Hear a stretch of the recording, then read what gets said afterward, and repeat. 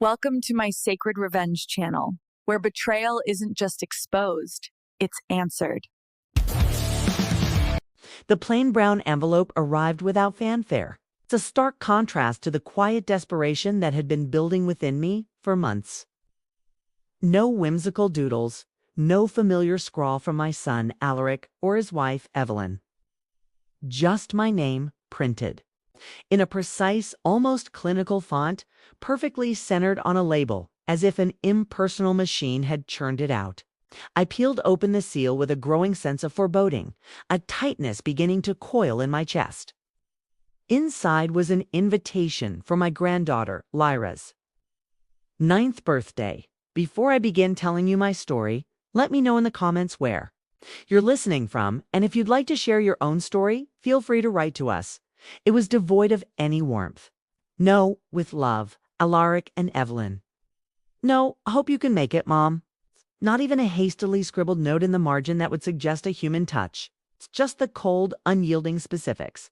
A time, a date, a location. This wasn't an invitation extended to a cherished mother or grandmother.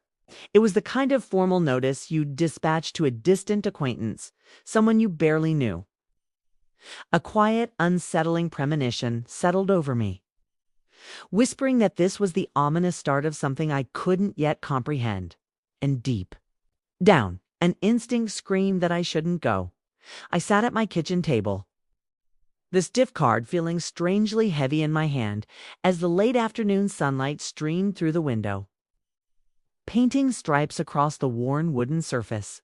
The edges of the invitation were unnervingly sharp, as if freshly sliced from a pristine sheet.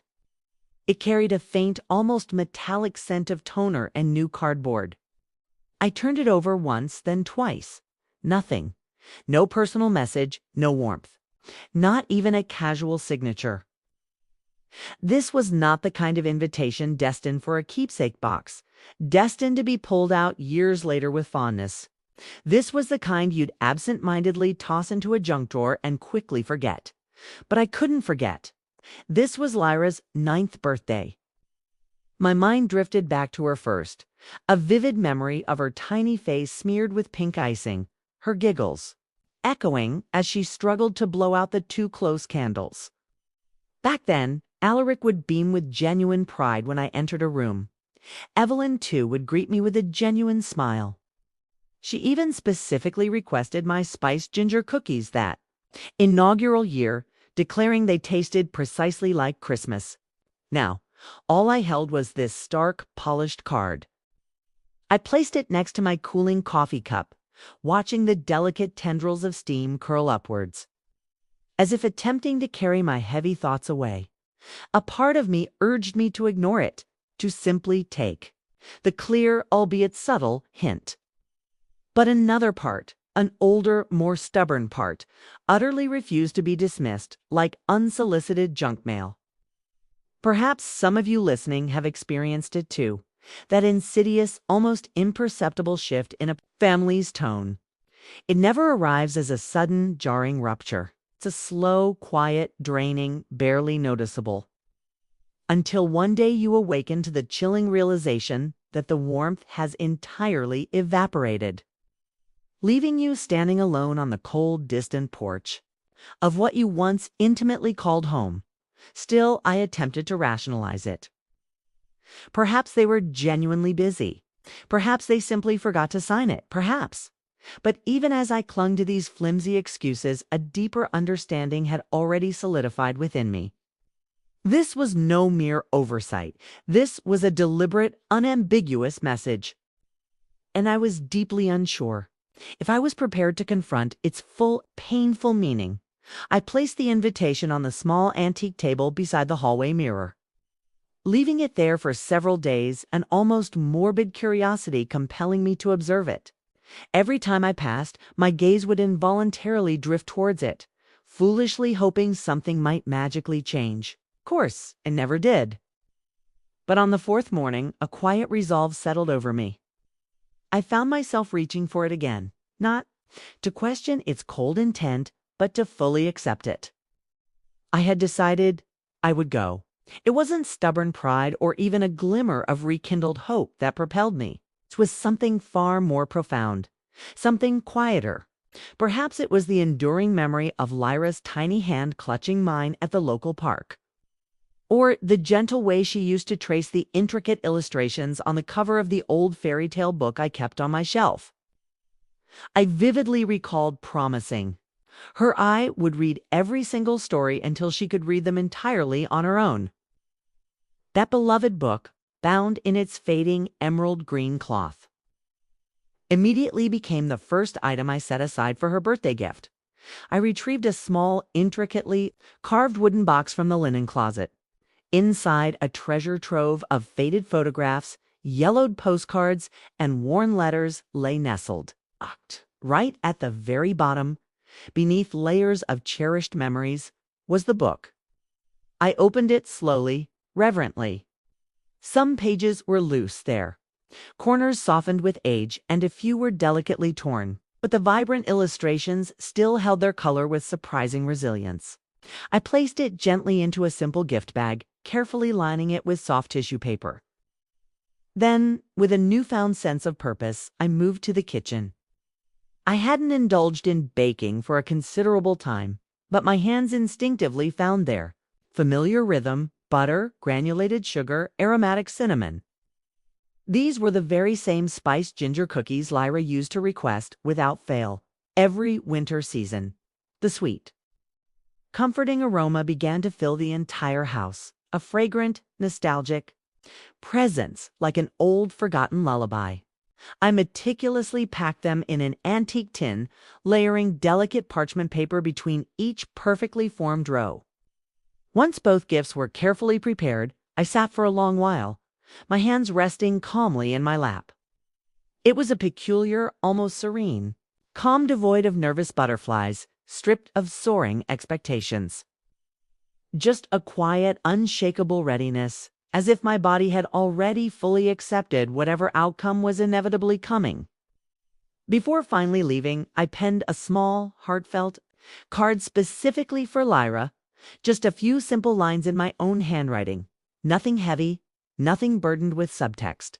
I told her I loved her deeply and wished her a truly beautiful birthday. I carefully slid it between the pages of the fairy tale book, precisely where the captivating story of the brave girl who fearlessly crossed the dark forest first began. I wrapped everything meticulously, double-checked the address on the invitation, and then, with a profound sigh, stepped outside. The sky was a heavy, overcast gray, the kind of muted tone that makes the entire world feel hushed and subdued. I took a slow, deliberate breath, locked the front door behind me, and walked purposefully towards my car. I didn't bother to call ahead. I didn't send a single text message. I didn't ask for permission, simply followed the quiet, insistent thread of something deeply unfinished, something still vibrantly beating beneath all the years of suffocating silence. The drive was long, yet every winding turn, every familiar landmark held a torrent of memories. There was the gnarled oak tree Alaric had fearlessly climbed when he was a scrawny 10-year-old. The weathered corner gas station where he bought his very first soda, and finally, their house still pristine white with cheerful blue shutters, still boasting a perfectly manicured lawn and vibrant flower pots bursting with color.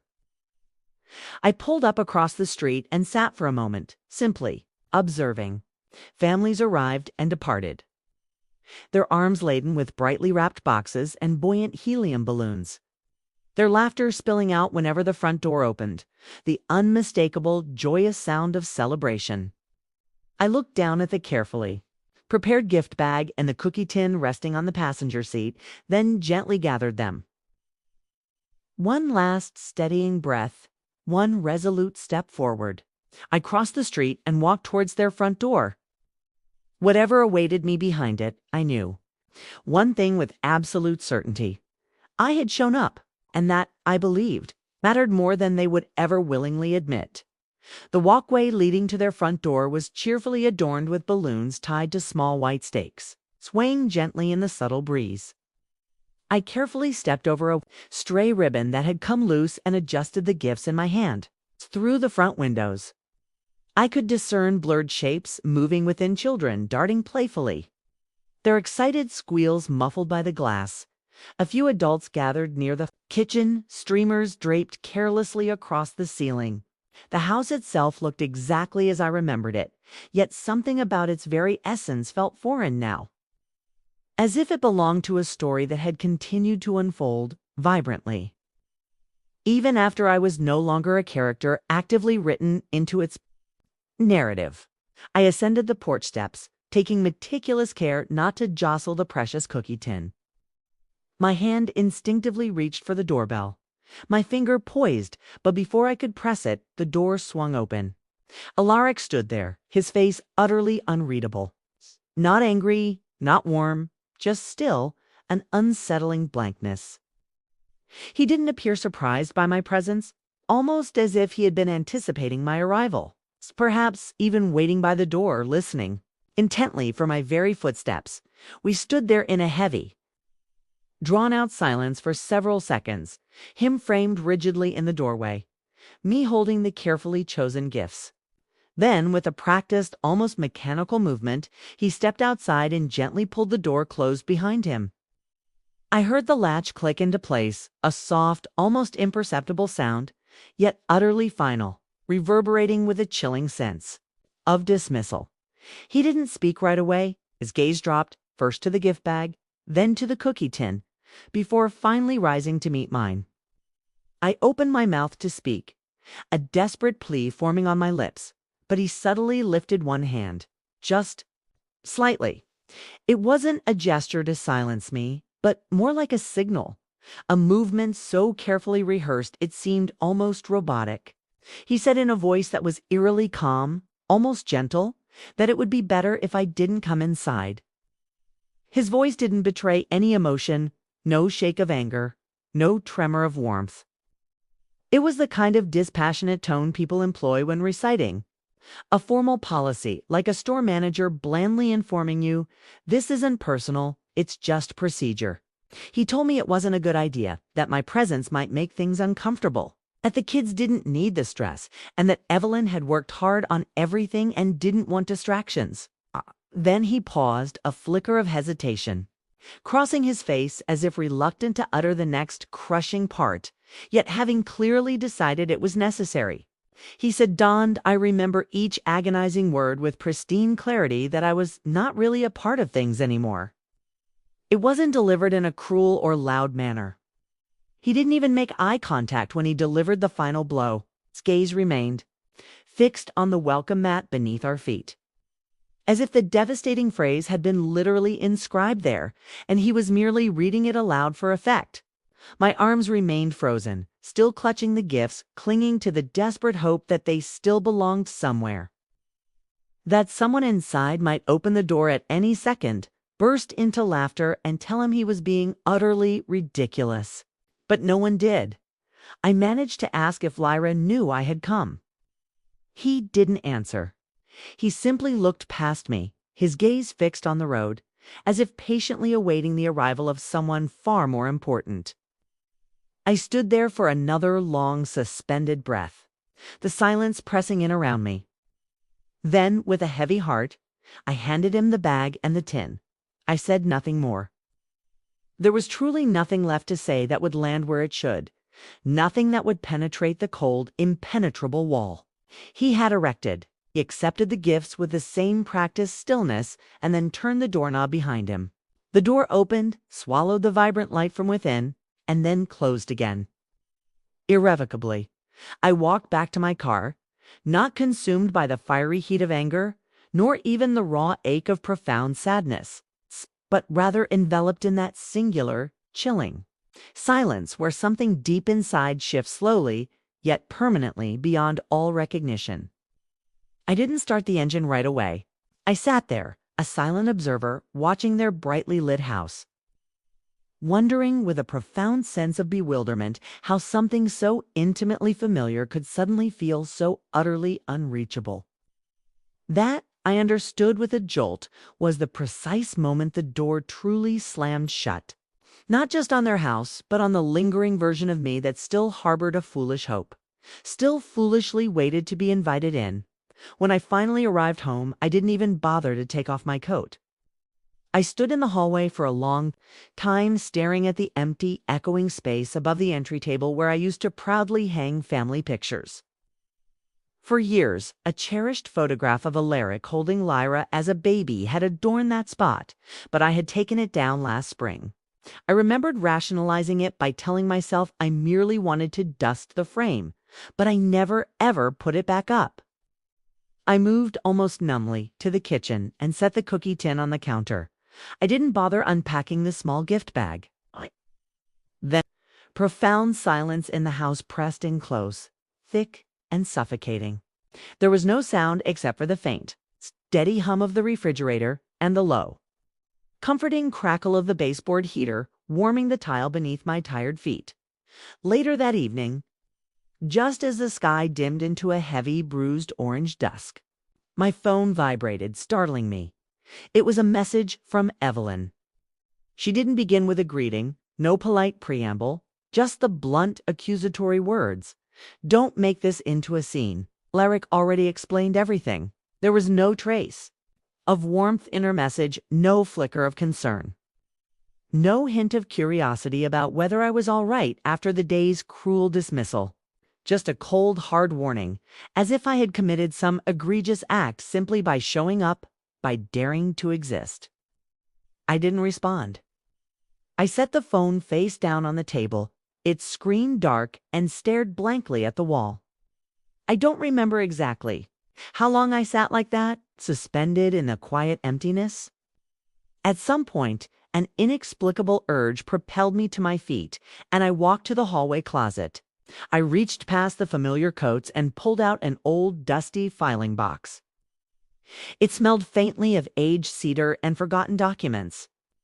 Inside were papers I hadn't touched in years, property deeds, old tax records, poignant letters from my late husband when he was overseas with the military, buried near the very bottom, almost as if waiting for this precise moment. It's what I had truly come for, the deed to the rustic cabin in Willow Creek, the place Alaric had always, with unwavering certainty, believed was already his. I ran my fingers slowly over the faded ink of the name at the top. Mine, still mine. There had been no official transfer, no joint ownership agreement, no legal alteration whatsoever. He had simply always assumed that once he reached 35, the cabin would naturally, irrevocably pass into his possession. He spoke of it as if it were already an undeniable part of his reality. The summer he planned to install elaborate solar panels, the sprawling deck extension he forever talked about but never built. It was woven into the fabric of his personal narrative, a fundamental component of his future. But he never actually asked me for it, and I, crucially, never explicitly said yes. Back then, in my quieter, more accommodating years, I told myself I was merely giving him the space to feel responsible, to step into his own as a man. But in truth, I was simply bone-weary, tired of endlessly explaining myself, tired of being constantly reminded that my opinions no longer held any discernible weight for him, unless they perfectly aligned with his own desires. I folded the document gently, almost reverently, and placed it on the table beside me. For the very first time in what felt like months, I didn't feel like a phantom, a forgotten shadow, in my own home.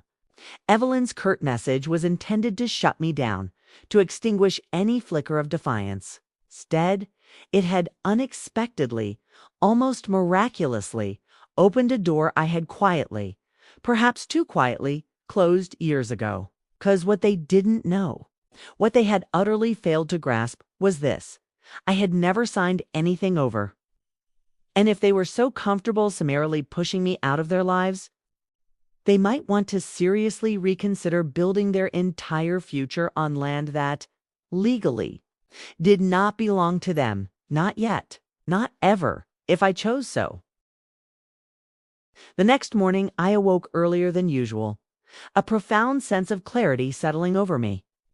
The light was still soft, not quite the harsh glare of full daylight, just that faint, ethereal gray-blue hue that settles over everything when the world seems to be holding its breath, poised on the edge of a new beginning.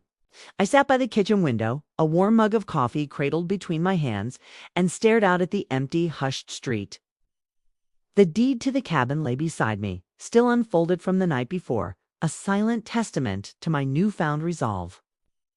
My mind drifted back not just to Alaric as a rambunctious boy, but further, much further, to the poignant days when that cabin wasn't merely a piece of property or a mere backup plan.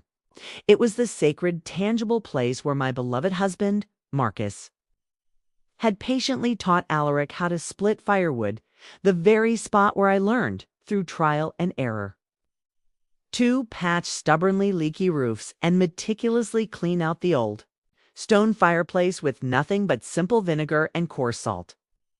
The wooden floors creaked with every step. The insulation was notoriously terrible, yet it was undeniably, profoundly ours. The first time we stayed there after Marcus's funeral, a raw wound in our lives, it was early November. A sharp, unforgiving cold had already settled deep in the valley. Alaric, then 16, was a tangled mass of raw anger and stifled grief, retreating into a suffocating quietness. I was still numb, navigating a world that felt suddenly alien and colorless. I brought Marcus's urn, wrapped carefully in a soft wool blanket, and reverently placed it on the mantel, a silent vigil.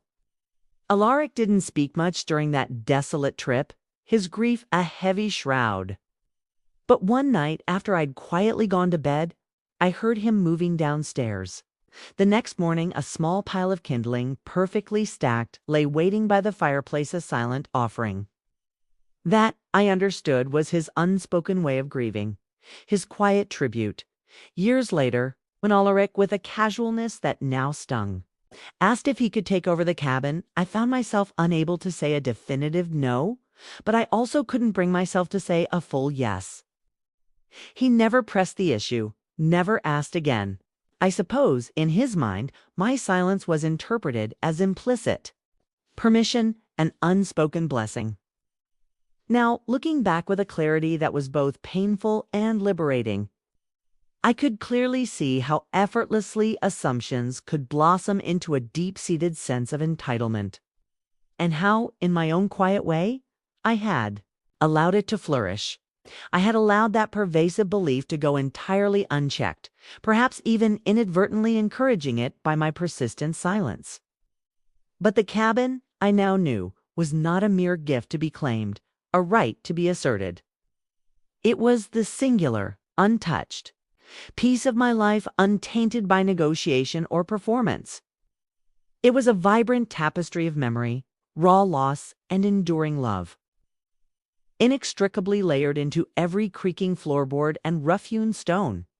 I finished my coffee, the lukewarm liquid, a bitter taste in my mouth, and placed the mug firmly in the sink. Then, with a new sense of purpose, I walked down the hallway to the hall closet and pulled out another, even older photo box. Inside, a scattering of prints from ancient disposable cameras, some faded with the passage of time, others, surprisingly, sharp and vibrant. One captured Alaric perched precariously on Marcus's broad shoulders, a tiny fishing pole clutched tightly in his hand, a wide, gap-toothed grin on his face. Another depicted me standing by the cabin porch apron, my apron dusted with flour, holding out a plate of warm cinnamon rolls to two grinning, rosy-cheeked boys. At the very bottom, beneath layers of forgotten moments, I found the picture I didn't even realize I had kept, a faded Polaroid of Marcus and me from the cabin's very first winter. Snow blanketed the landscape behind us, pristine and white. Marcus's arm was wrapped securely around my shoulders, his smile warm and comforting, his familiar handwriting scrawled on the back, "Home is wherever we're stubborn enough to keep it." I held that photo for a long, quiet time, the words a balm to my aching heart. Then, with a gentle hand, I placed it next to the deed. I wasn't just holding on to a physical building, I realized. I was fiercely holding on to the last place where I had felt entirely like myself, completely and utterly without condition. And maybe, just maybe, it was finally time I stopped waiting for someone else to acknowledge that profound truth. Maybe it was time I started seeing it again, clearly and unequivocally. For myself, it had been nearly 7 long years since I last saw Clara in person. We used to work side by side at the local community health clinic in Ashwood. She was the kind of woman who carried herself with a quiet, unshakable resilience, as if she had witnessed the absolute worst of human suffering and somehow, miraculously, learned how to laugh through it all. After we both gratefully retired, we spoke on the phone occasionally, mostly for brief holiday greetings or when news broke of a former colleague passing away.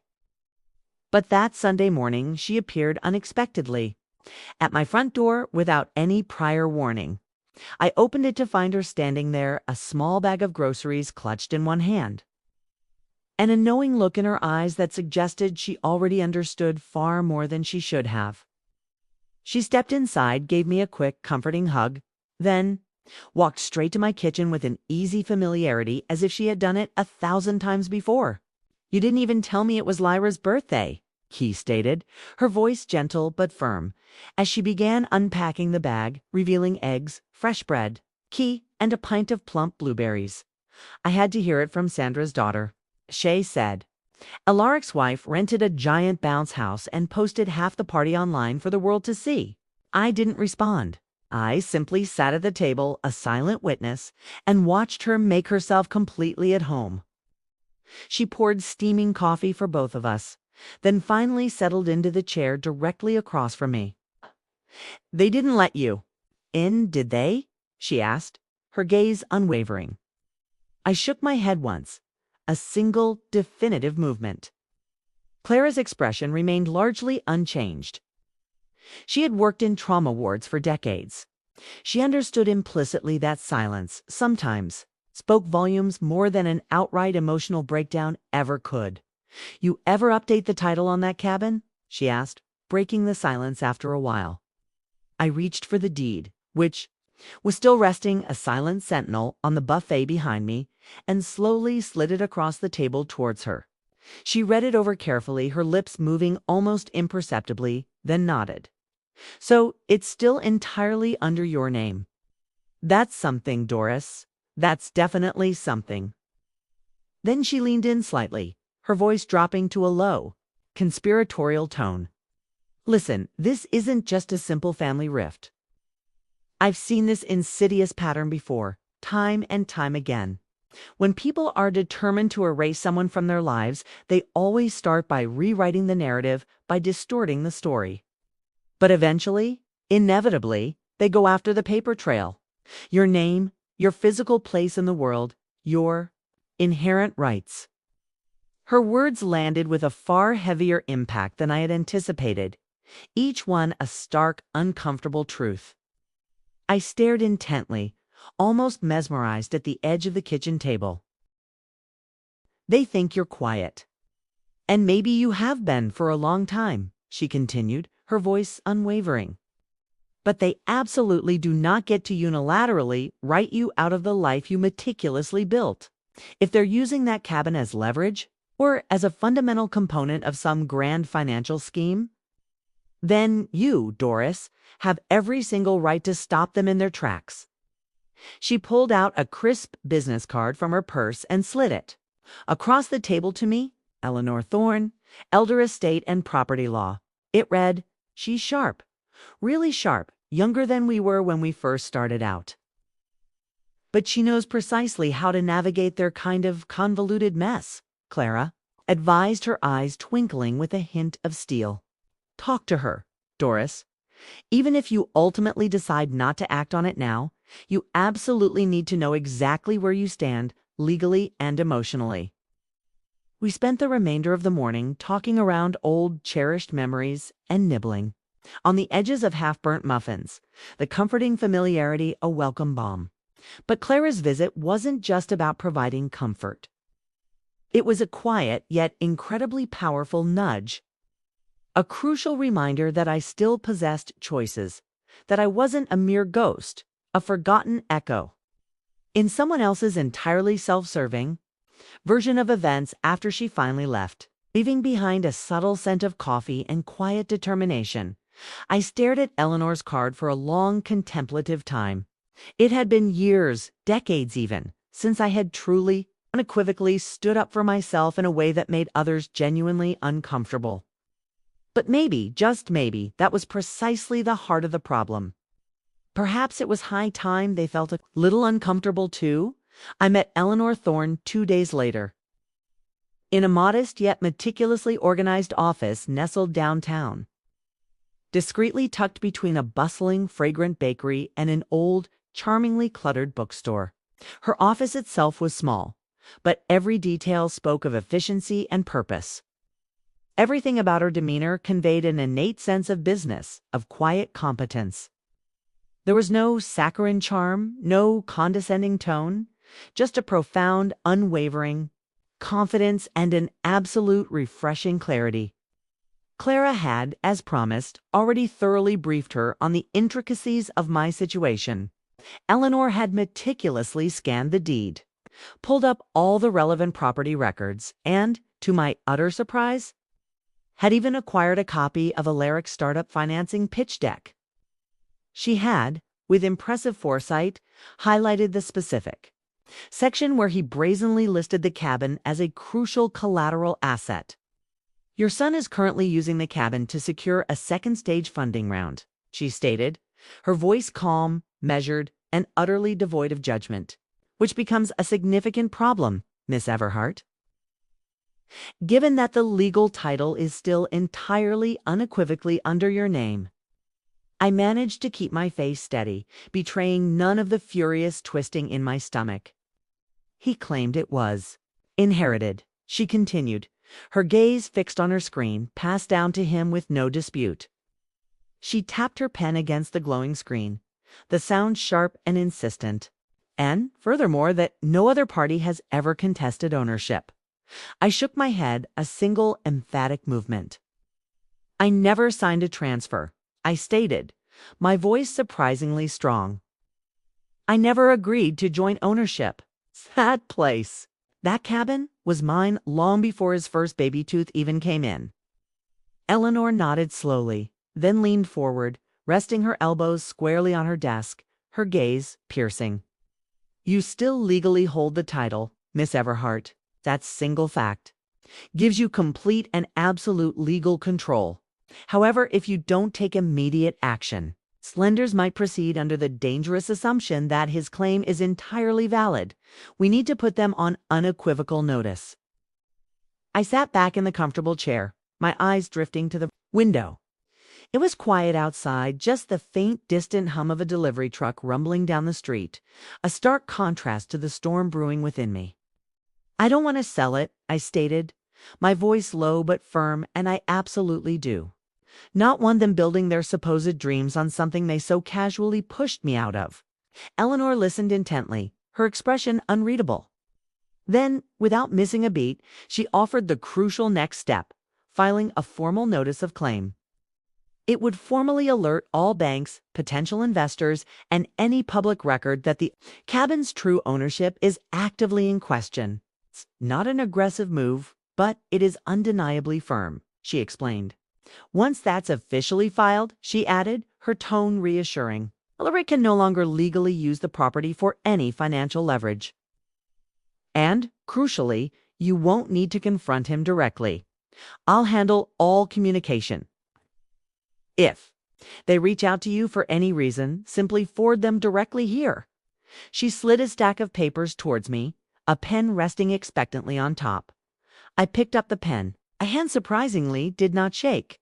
As I signed my name, my old familiar name, with a deliberate flourish, I felt something profound shift within my chest. Not fear, not regret, but something far closer to an immense weight, finally, mercifully, leaving my shoulders. I had stayed quiet for far too long, allowing sentimentality to cloud my judgment and compromise my rightful position. But this place, this beloved cabin, was so much more than mere wood and walls. It held the vibrant tapestry of memory, of love, of raw grief. It held the echo of firewood stacked meticulously by my late husband's strong hands, the joyful chaos of pancake mornings with Alaric's tiny, sticky fingers, and the serene quiet of evenings by the creek, filled only with a comforting symphony of crickets and the blissful absence of judgment. Eleanor stood and walked me to the elevator, her presence a silent strength beside me. "Just a heads up," she cautioned, a small, knowing smile playing on her lips. "This might rattle some people. Truth, you see, has an unyielding way of shaking the very tree." I turned to her, feeling a core strength I hadn't possessed in years, and simply replied, "Then let it shake." The notice went out on a quiet Tuesday morning. By Thursday evening, my phone displayed 8 missed calls from Alaric each, one a desperate plea and 3 voicemails I deliberately chose not to listen to. I also received a lengthy, rambling email from Evelyn, overflowing with carefully chosen words like concern and misunderstanding. But I wasn't confused in the slightest. I was, for the first time in what felt like an eternity, unequivocally clear. I didn't respond to any of it. Instead, with a sense of quiet liberation, I packed a small weekend bag and drove up to Willow Creek, with Clara, my steadfast friend, by my side. The cabin had always been my private sanctuary, my cherished retreat from the world's demands. But that weekend felt like something profoundly more a reclamation of my very essence. When we finally arrived, the front steps, though weathered, were still sturdy, a testament to time. Only the paint on the railing had begun to gently peel, revealing the honest wood beneath. The cool wind carried the familiar, comforting scent of towering pines and rich, damp soil. Clara unlocked the door, the click echoing in the stillness, and pushed it open. Tiny dust motes, like silent, graceful dancers, pirouetted in the slivers of sunlight. A quiet, ethereal welcome. The first thing I did, almost instinctively, was head straight to the kitchen. I opened the drawers, meticulously straightened the silverware, and, with a satisfying sense of purging, tossed out all the expired spices that had lingered too long. Clara, ever practical, efficiently swept the floors, sending small clouds of dust swirling, and pulled back the heavy, faded curtains, allowing the full, glorious light to flood the room. We worked in comfortable, companionable silence, like old friends who instinctively understood that sometimes the air need not be filled with idle chatter. In the back hallway, tucked away in a dimly lit corner, I discovered the dusty box of old photographs Alaric had packed up years ago. I opened it slowly, carefully, lifting each framed picture like a fragile, precious memory. There we were, the 3 of us, Alaric, Marcus, and I, bundled in thick wool sweaters, noses rosy from the cold after a joyous day of sledding down snow-covered hills.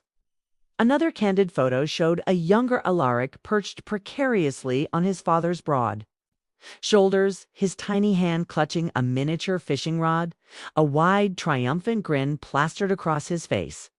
And then, finally, a quiet moment captured forever.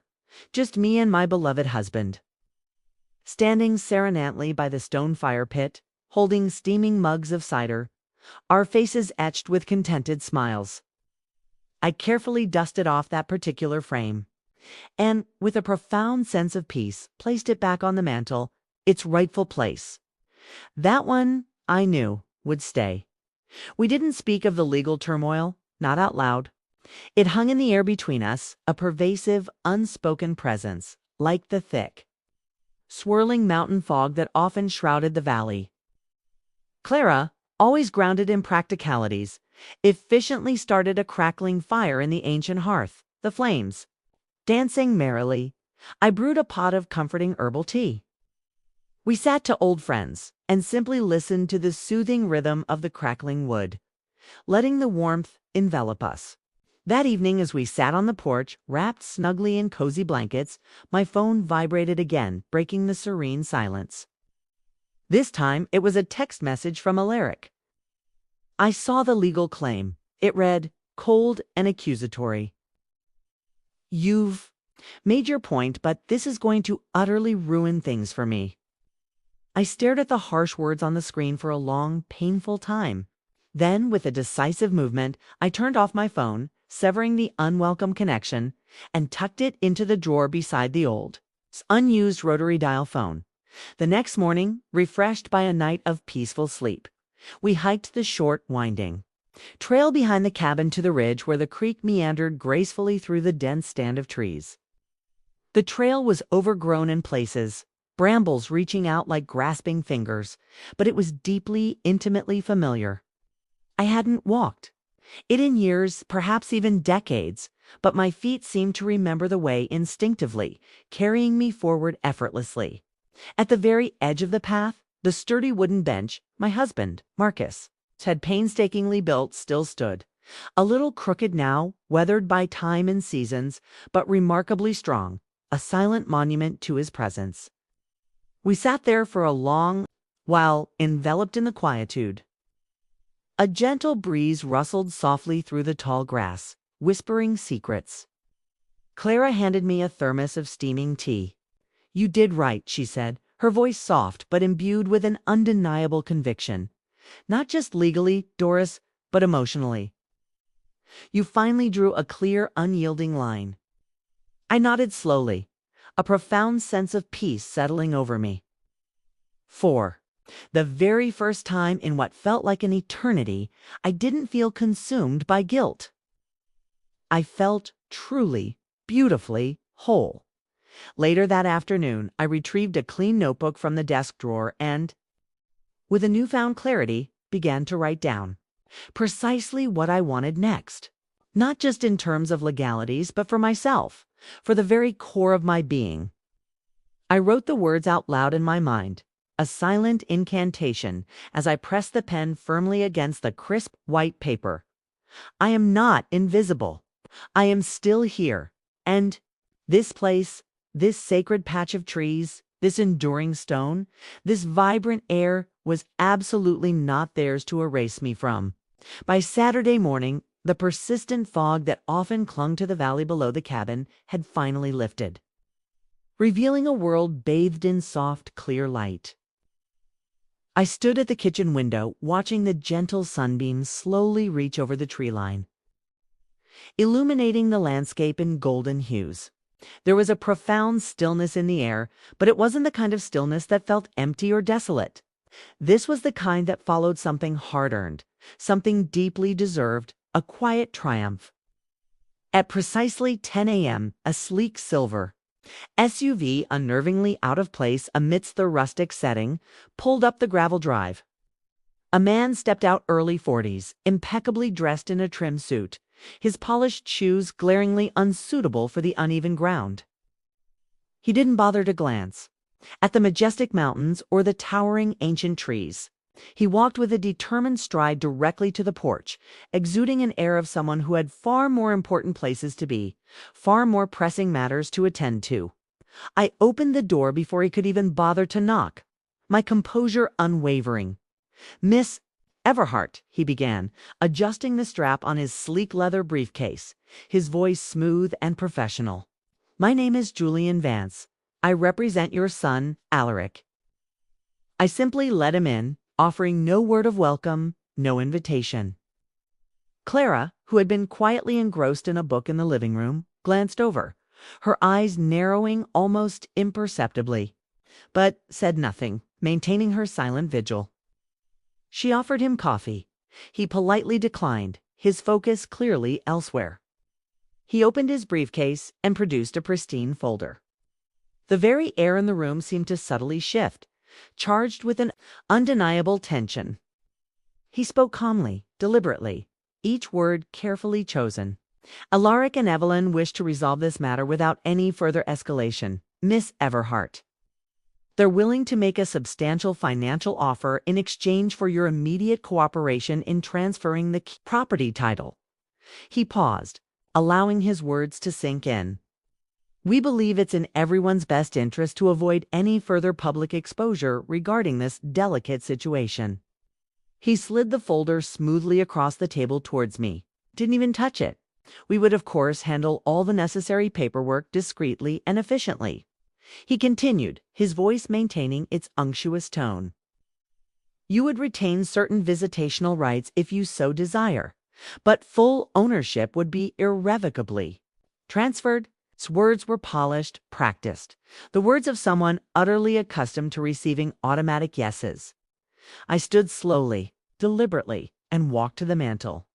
I picked up the cabin deed, which had been resting securely in the simple wooden frame my husband, Marcus, had lovingly made so many years ago.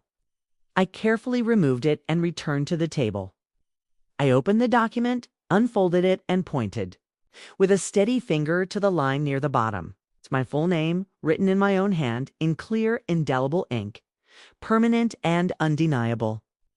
This is not just property, I stated, my voice ringing with a newfound authority.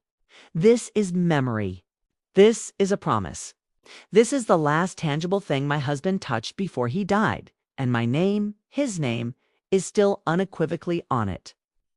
Julian Vance didn't flinch, his professional mask remaining firmly in place, but he also didn't press the issue, sensing, perhaps, the unyielding resolve in my voice.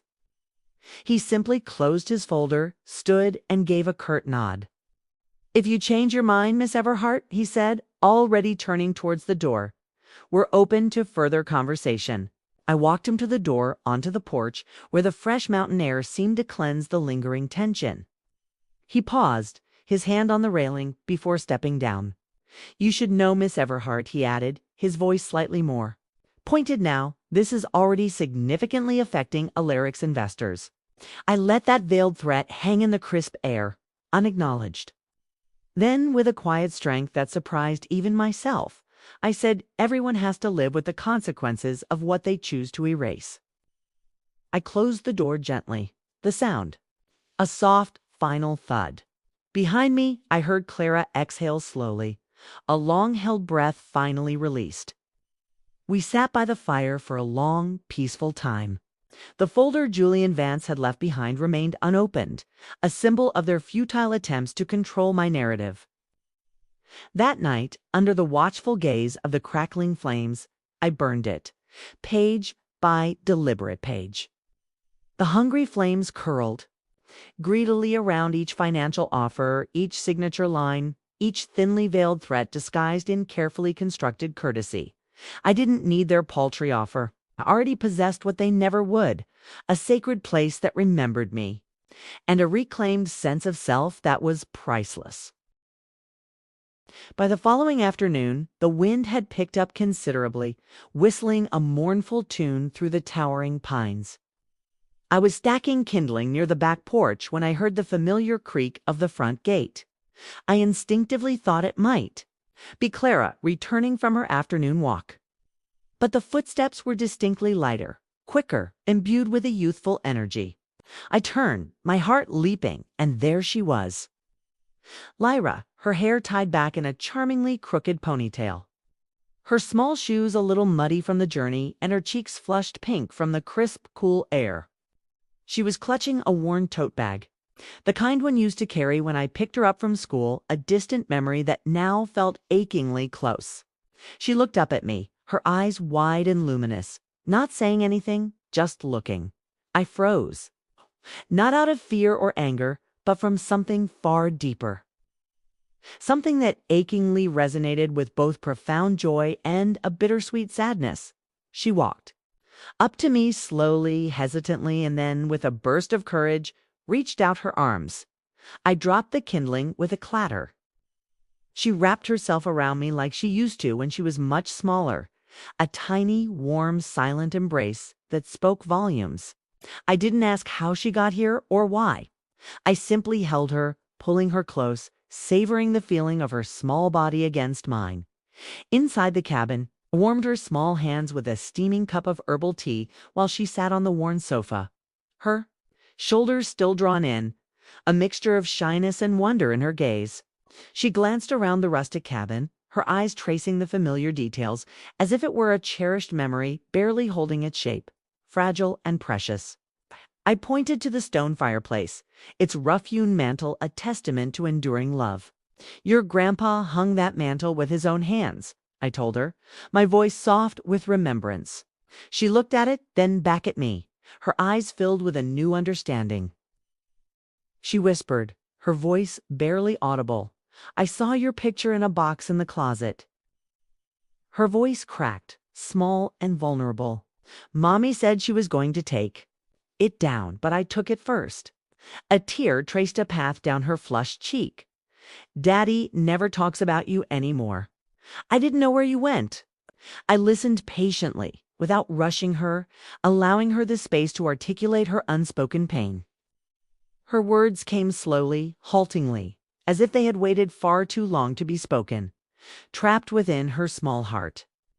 She said, her voice gaining, "A little strength. Sometimes I look out the window and think I see you on the sidewalk. I think maybe if I wave, you'll wave back." I reached over and gently tucked a loose strand of hair behind her ear, a familiar, comforting gesture.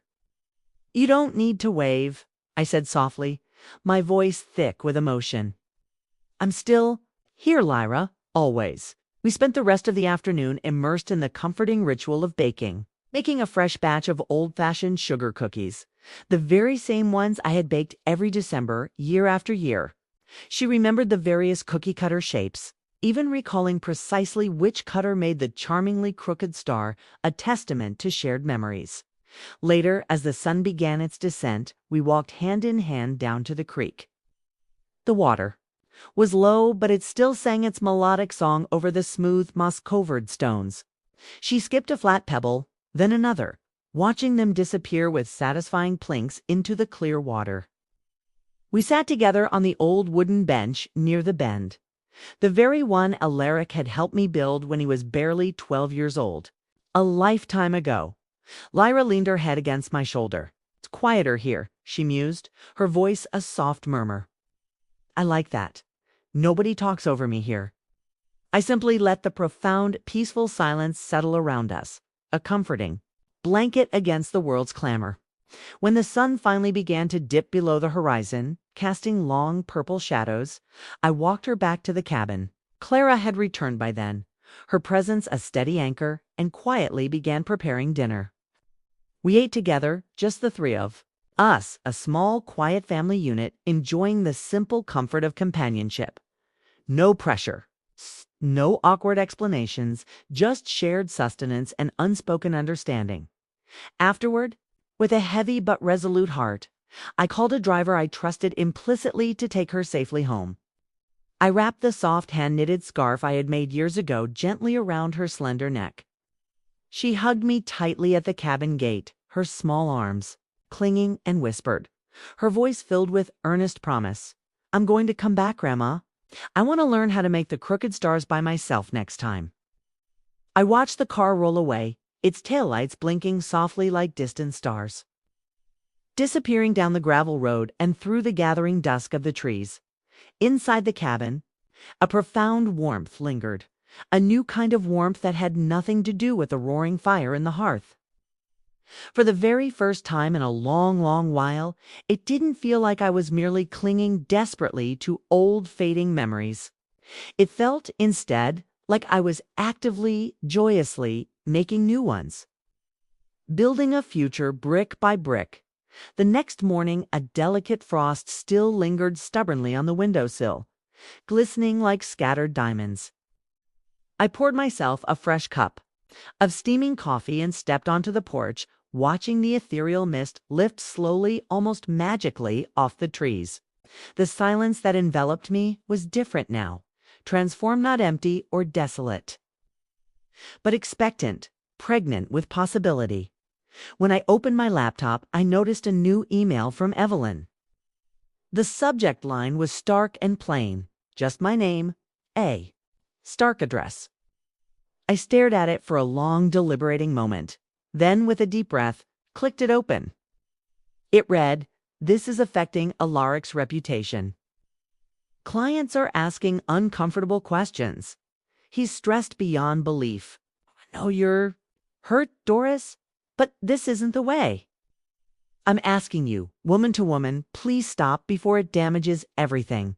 There was no deer, no apology for the pain they had inflicted, just pleading, thinly veiled with a desperate, fragile layer of civility.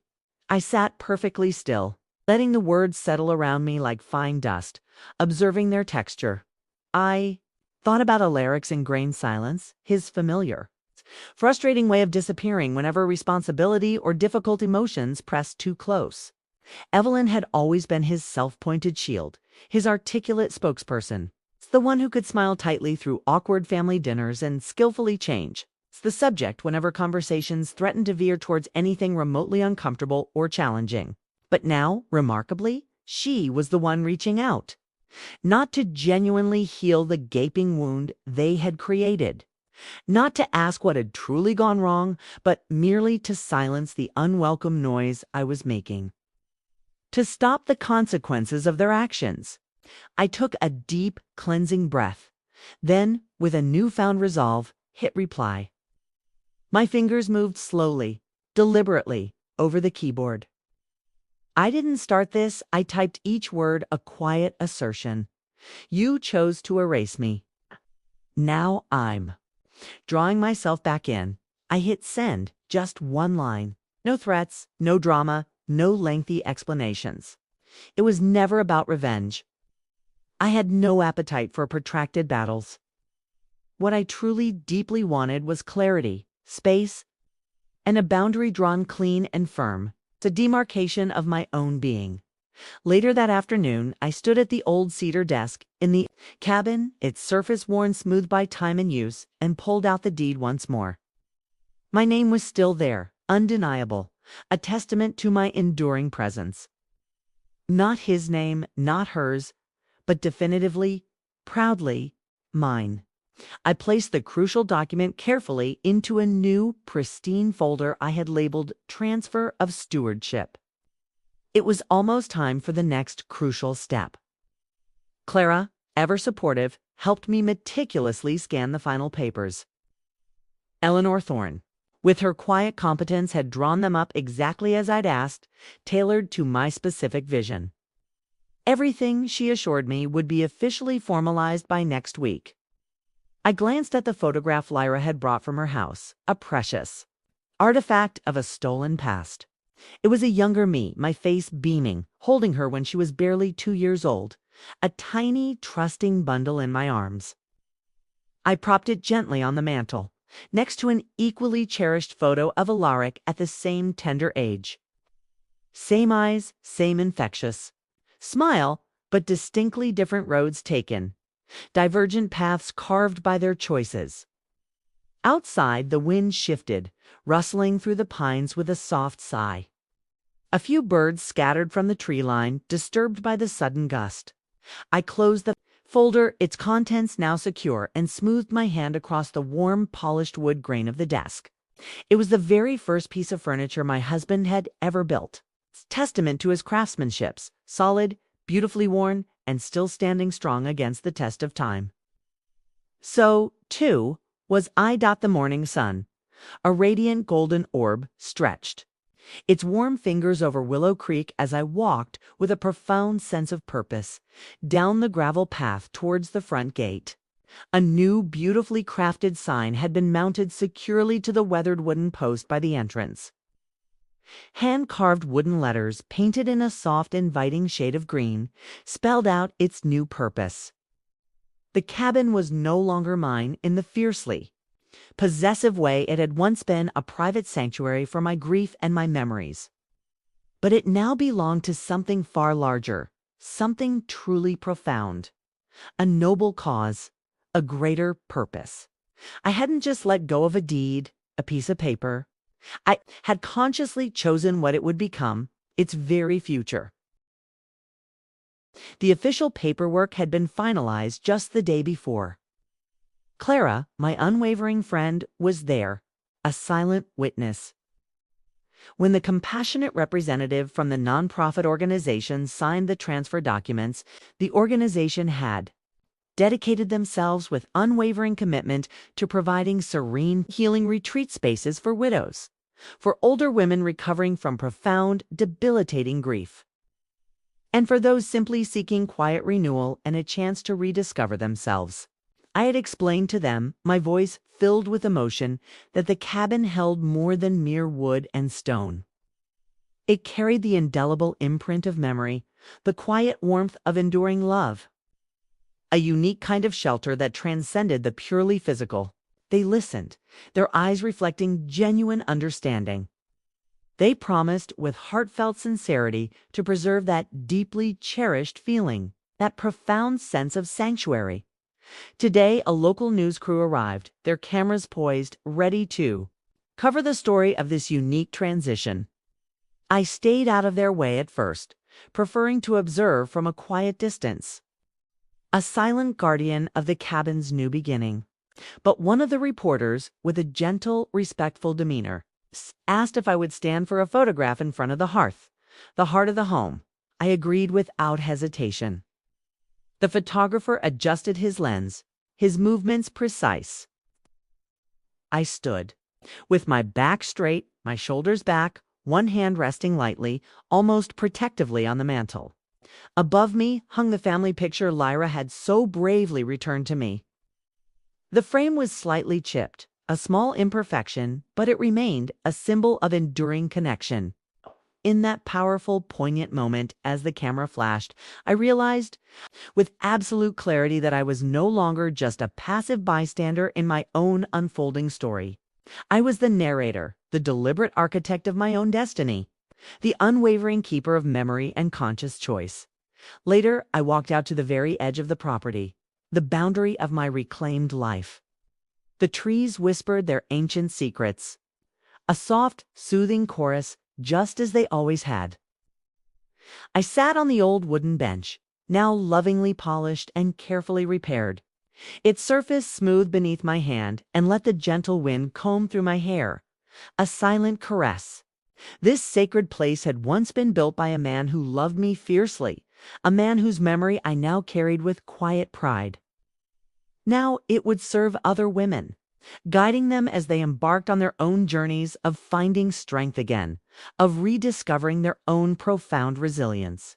As I watched a group of enthusiastic volunteers unpack soft cushions and gleaming cookware, their laughter echoing through the trees, a genuine smile spread across my face. Some stories, I realized, don't end with a neat, tidy final chapter. They shift. They echo forward, their resonance impacting countless other lives, a ripple effect of hope and healing. Mine, I knew, would echo here, a quiet, powerful testament to reclamation. If this story, my story, touched something deep inside you, if you've ever felt pushed aside, forgotten, or quietly erased from your own narrative, then know this profound truth: your name still matters. Your presence, your very being, carries immense weight. And sometimes the powerful act of reclaiming yourself, of asserting your own truth, begins with one quiet yet incredibly courageous choice. Share your thoughts in the comments below. Maybe someone out there feeling lost and alone needs to know they're not truly alone. And if this story reminded you in any way of your own unique journey, I would be deeply honored to hear it. These shared stories, these fragile threads of human experience, connect us across generations, across vast distances, and across the most profound silences. Thank you for listening. Let's continue building places where women, all women, feel truly seen, truly heard, and truly valued. Starting with the story you hold, the story within your very own hands.